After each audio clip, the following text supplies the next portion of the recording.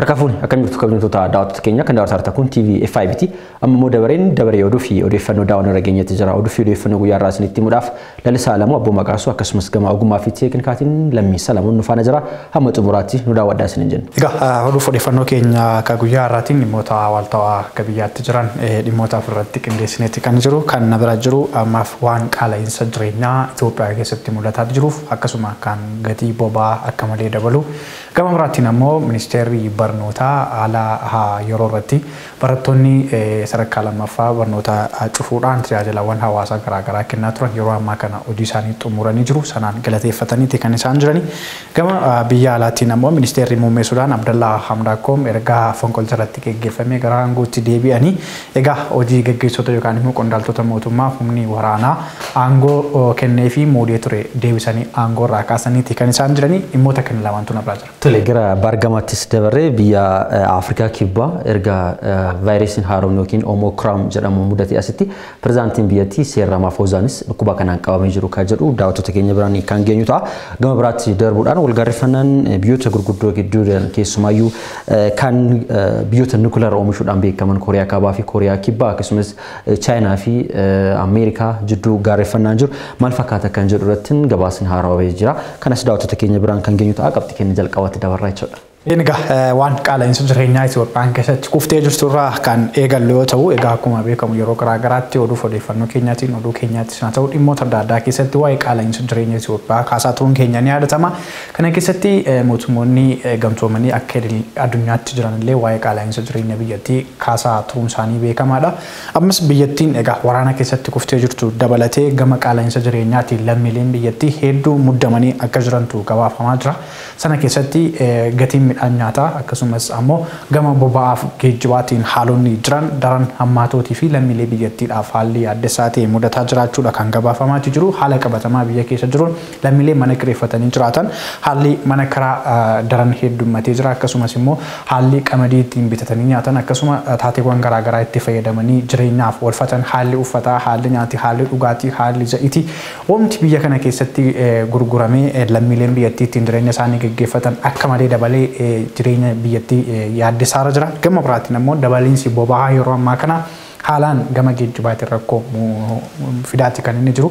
Kana keessatti Itoophiyaan eessaa garamitti deemaa jirti waraana biyyattii keessa jiruu fi gama waraana dinagdeetiin immoo Itoophiyaan maalirra kan jira kan jettuun yeroo baay'ee gabaasaaleen adda addaa ni ba'u. Ammas haalli qaala'insa jireenya Itoophiyaan keessa jirtu kan hin furamiin jiruu fi mootummaan biyyattii yeroo garaagaraatti furuu akka danda'u gabaasaa yookaan ibsa kennaadha kan isaan turan. Sirriidha akkuma kaaste keessumayyuu waa'ee qaala'insa jireenyaa kana yookaan qaala'insi jireenyaa kun bara kana keessa yookiin immoo bara 2020 fi 2021 keessa akkuma idil addunyaatti sababoota gurguddoo garaagaraatiin qaala'insi jireenyaa mudachuutti dandeetti jira. Akka fakkeenyaatti yookaan sababii guddaan inni jalqaba jedhamu kan kaafamu dhukkuba COVID-19 wajjin kan wal qabatudha. Sababiin isaa addunyaa irratti dinagdeen biyyoota gurguddoo addunyaa akkasumas dinagdeen biyyoota baay'eedha jechuudha. COVID kanaan daraan hubameeti kan inni jiru. Kun maalirraati madde yoo jette tokko dhibeen kun wantoota baay'ee qabatee dhufee jira. Economic crisis biyya kana keessatti qofa osoo hin taane akkuma addunyaatti qabatee dhufe keessaa inni kun isa jalqabaati.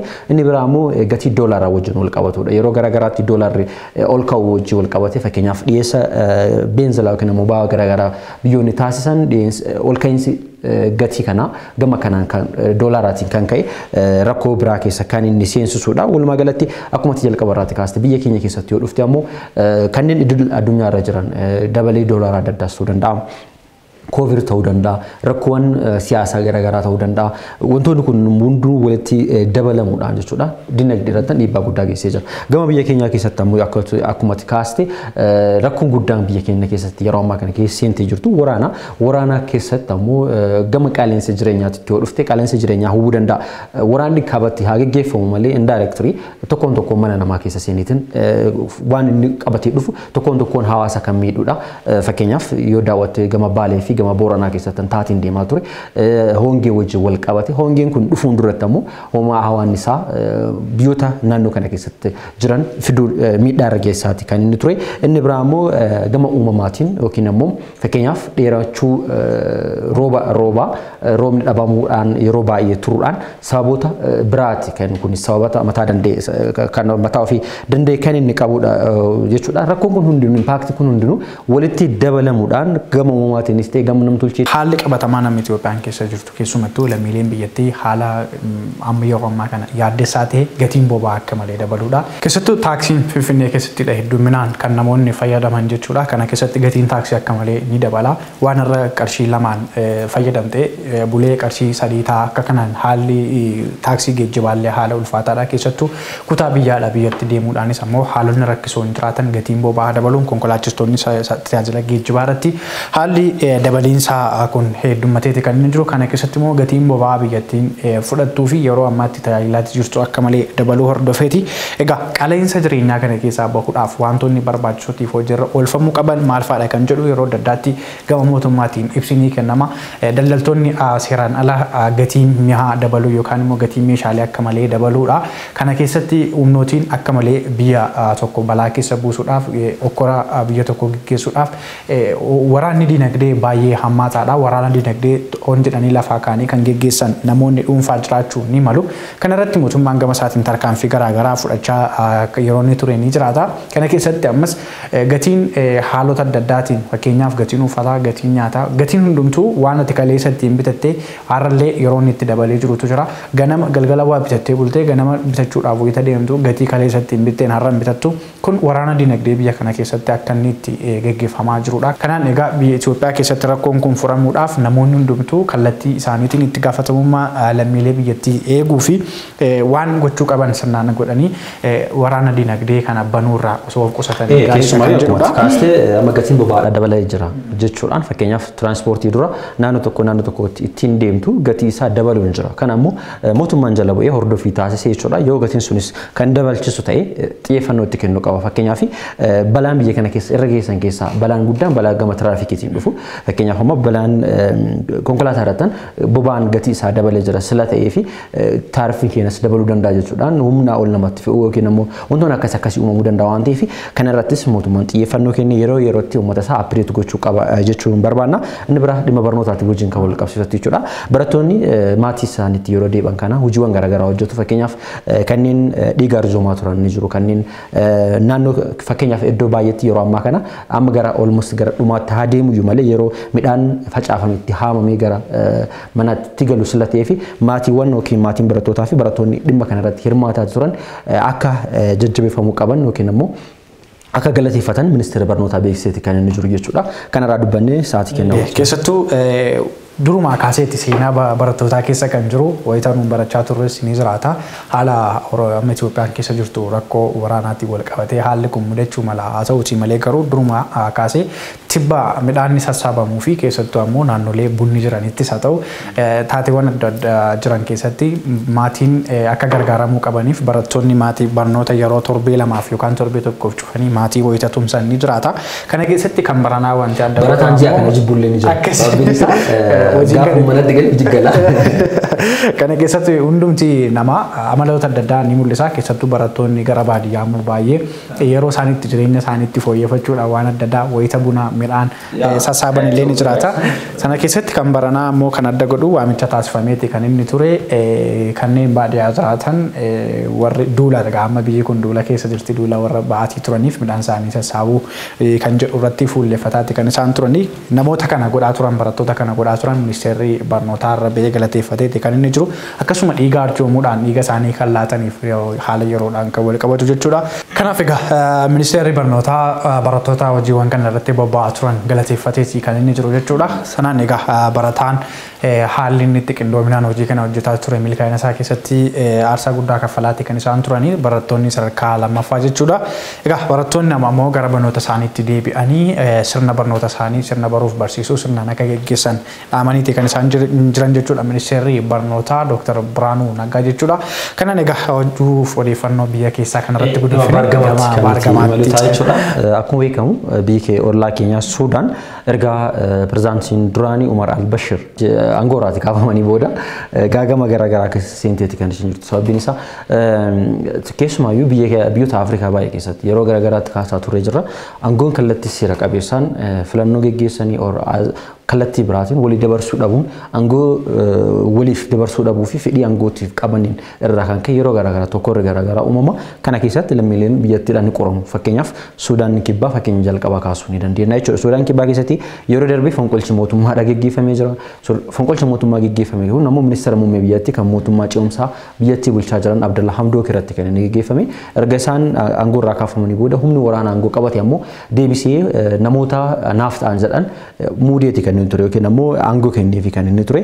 Amma ammoo erga dhiibbaan garaagaraa keessumaayyuu dhiibbaan intarnaashinaal jedhaman baay'een isaan Jeneraal Abdul Fattah al-Buhaarii irratti geggeeffame booda Abdul Fattah al-Buhaariin aangoo isaanii gama kaaniin erga qabatanitti booda amma ammoo gaagama isaanii itti fufuudhaan Abdullah Hamdook ammoo jeneraalota yookiin ammoo hooggansa inni kenneefsan deebisanii ari'aniiti kan isaan jiranii. Kun maal agarsiisa keessumaayyuu muummee ministeera Suudaan Abdullah Hamdook amma gama ofiisitti deebi'anii hojii isaanii kan jiranii aangoo kennamisanis muudama kennamisanis geggeessaniiti kan isaan jiranii. Ammas continuously solution yookiin ammoo furmaan itti fufaan dhufuu danda'a kan jedhu gaafii namatti ta'a. Sababiin isaa Abdullah Hamdook mootummaa ce'umsaa siviiliidha kan isaan hoogganaa turanii Suudaan keessatti humna mootummaa biyyattii ijaaruu danda'an jedhamanii abdii guddaan irratti gatameeti kan inni ture jechuudha.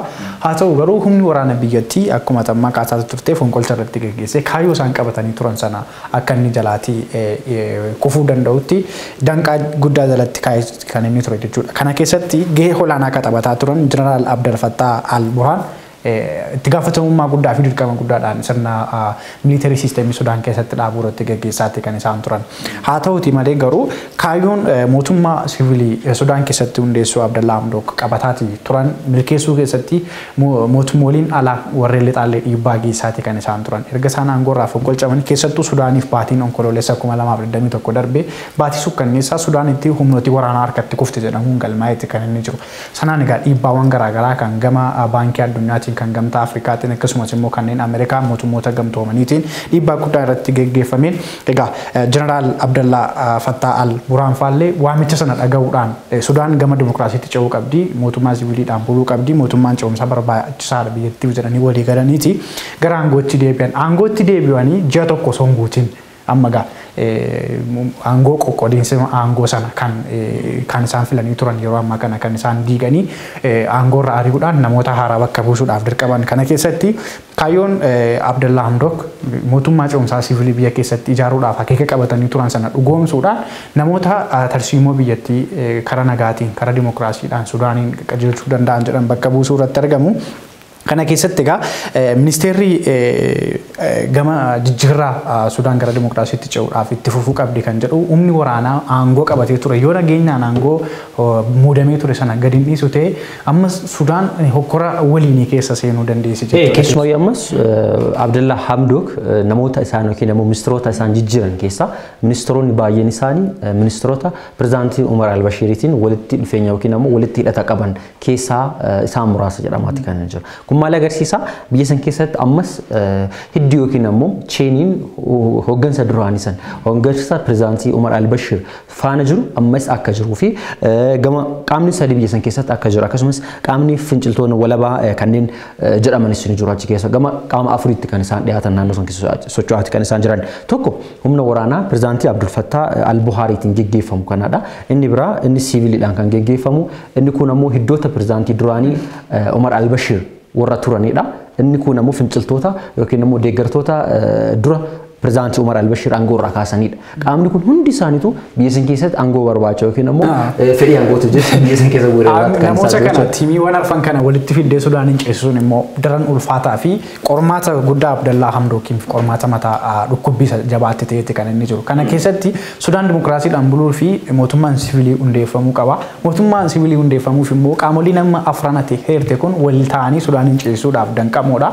Namuu Afrikaa keessatti rakkoo gurguddaan gama kanaan mudatu aangoowwan yookaan immoo qacceessa sanyii aangoo teessuma aangoo fedhaniitii fi mootummaan kiyya durii biyya kana hoogganuu qaba yookaan adeemsi istiraateejiin kanaan dura kufe sun biyya kana geggeessuu qaba jedhanii warra amananii fi sanyii aangootti warra amanantu jira Afrikaa keessatti. Sanyii aangoo eegalee fagoo deemuun hin barbaachisu. Biyyuma keenya keessattan sanyii warra Salamoon Daayinaastii isaan sun hamma eessaatti dhufanii kan jedhu beekuun salphaadha. Sababbiin isaa cheeniin warra isaan saniyyuu haga sadarkaa kamitti dhufe kan jedhu illee beekuun baay'ee salphaadha waan ta'eef walumaa galatti kun rakkoodha. Furmaanni immoo kan jiru hireema uummata biyya saniiti. Fakkeenyaaf uummanni biyya sanii kan barbaadu yeroo ammaa kanatti jijjiirama kan barbaadu, nageenya kan barbaadu, walabummaadha kan barbaadu.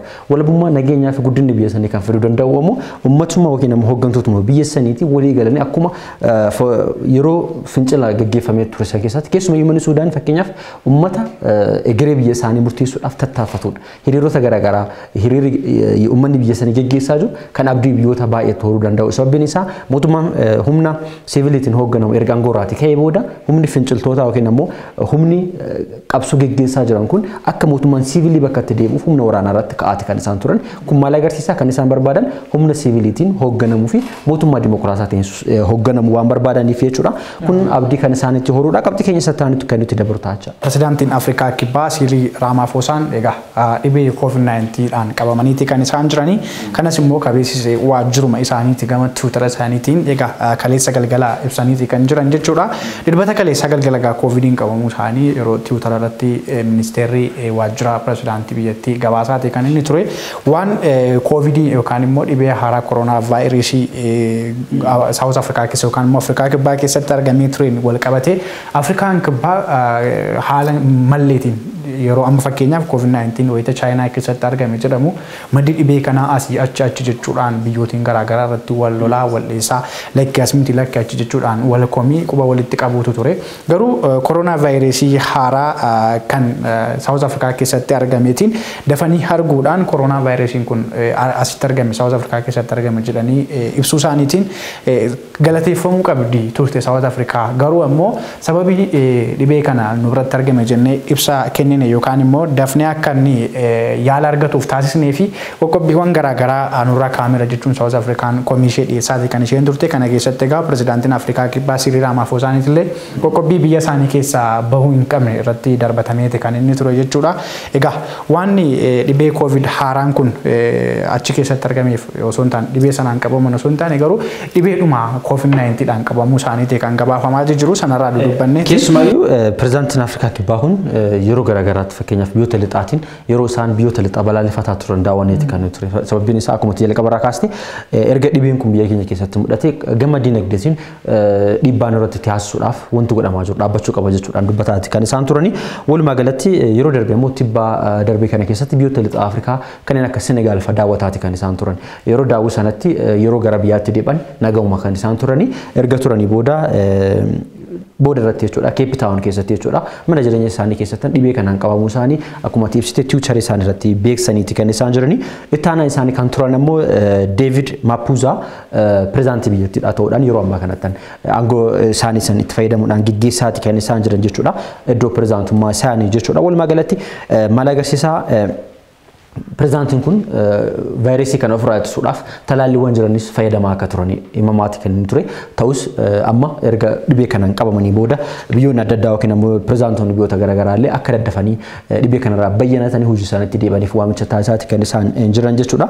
Walumaa galatti nutis gama keenyaan akka isaan fayyan akkasumas weerarri dhukkuba COVID kun illee akka dhaabbatu fakkeenyaaf asiin dura pirezidaantoonni biyyoota baay'eedha dhukkuba kanaan qabamanii akka turan ibsaati kan isaan turan. Fakkeenyaaf pirezidaantiin Ameerikaadha kan duraan darban Donald Trump akkasumas pirezidaantiin Turkiidha Recep Erdogan akkasumas pirezidaantiin Raashiyaadha Putin fa'aatillee dhibee kanaan hamma Maakroonitti illee pirezidaantiin Faransaay dhibee kanaan akka qabamanii turan himamaati kan inni ture. Walumaa galatti dhibeen kun namoota baay'eedha namoota gurguddoo irraa kaasee hamma gaditti fakkeenyaaf Johnson fa'aas Boris Johnson kan warra United Kingdom illee qabamee akka ture gabaafamaati kan inni ture.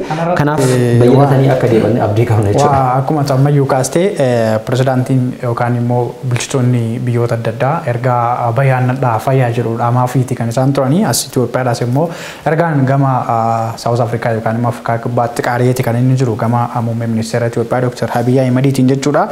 Waamicha yookaan immoo ergaa dhaamaniifiiti kan isaan turan akka isaan bayaannatan. Gama biraatiin immoo pirezidaantiin Ramaphosa dhaamsa dhaamaniifiiti jiru uummata Afrikaa kibbaatiif maal jedhanii xiqa dhaamanii dhibee kanaan qabamuu kootiif barnoota guddaa lammiilee South Africaatiif ta'uu qabu jedhaniiti kan isaan dhaaban. Sababni isaa warrumti of eeggannoo guddaa qabaatan of tiksuu keessatti illee gahee mataa isaanii baatanii fi nama dura jiran aangoo guddaa akkasii qaban baay'ee of eeguu baay'ee of kunuunsuu jechuudha. Isaanumtuu qabamanii kan isaan jiran lammiileen biyyattii of eeggachuuf kunuunsa taasifamuu qabu akka taasisan dhorkaaleewwan sababa ofirraa ittisa COVID-19dhaan jiran lammiileen biyyattii akka eeggachuu qabanii barnoota guddaadhaan qabamuun koo jechuun dhaamsa dhaamaniiti kan isaan jiranii as biyya keenyatti of eeggannoon jiru maal fakkaata kan jedhu gamanumaan tilmaamuun namatti hin ulfaatu.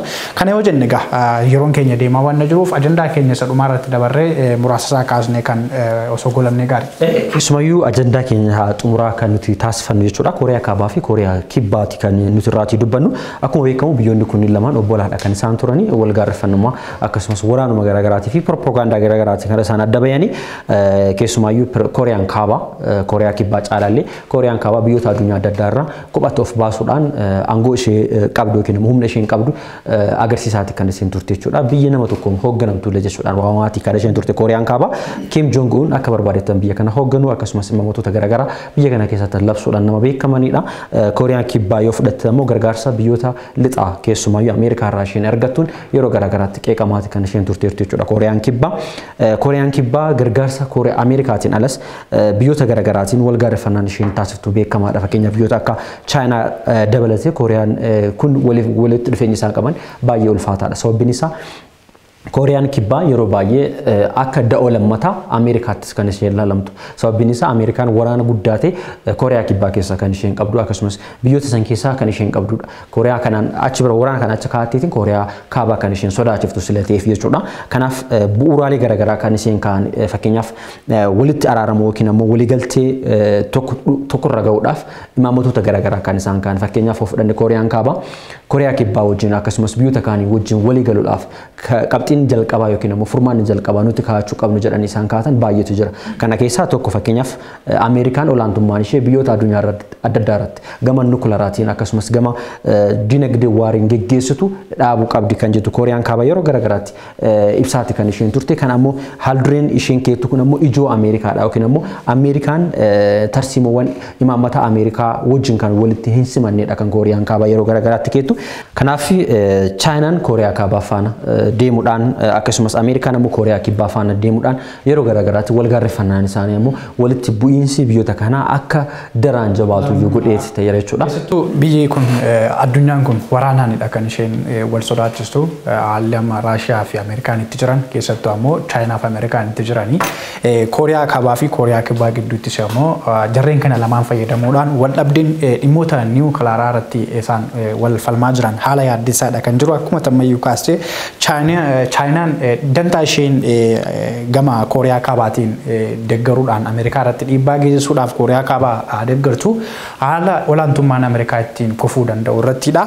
Gama biraatiin ammoo US ammoo gama isheetiin Kooriyaa Kibbaa tumsuun akkuma kana Chaayinaa ittiin dadhabsiisuuf gama niwuukilaatiin gama dinagdeetiin ittiin dadhabsiisuuf biyyoota kana lamaanitti fayyadamuudhaan gama lamaaniin olaantummaa biyyoota isaanii kabachiifachuudha. Keessattuu ammoo Kooriyaa Kaabaatii fi Kooriyaan Kibbaa bara 1950 akka 1953tti waliigaltee walaanuu dhabuu isaanii irratti yookaan immoo walii jiraachuu isaanii irratti waraanni wayitaa xumuramu waliigaltee waliif mallatteessanii turuun isaanii ni yaadatama baroota 1950 fi aga 1953 kana gidduutti jechuudha.